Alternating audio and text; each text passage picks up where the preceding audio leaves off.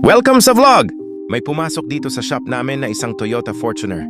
Ang problema ni customer, malabo na ang ilaw ng panel gauge niya. Hindi na niya makita ng malinaw ang speedometer, RPM, fuel gauge, at temperature.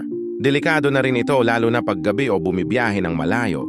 Buti na lang dinala niya dito sa Door Doctor Garage, located sa NLSA Road, Barangay Lagao, Gensan. Agad naming chinek at inayos ang panel gauge niya. Ngayon malinaw na ulit, parang brand new.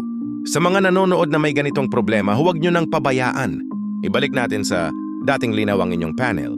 Gauge para safe at komportable ang biyahe. At kung gusto nyo naman ng kakaibang style, pwede rin namin i-customize ang backlight ng inyong panel gauge, iba't ibang kulay. Masastig at mas kita sa gabi. Karaniwan talaga itong issue sa Toyota Fortuner, Hilux at Innova, lalo na sa mga model year 2006 hanggang 2012. Kaya kung napapansin nyo na humihina o lumalabo na ang ilaw ng gauge ninyo, ipacheck nyo na agad bago tuluyang mawala.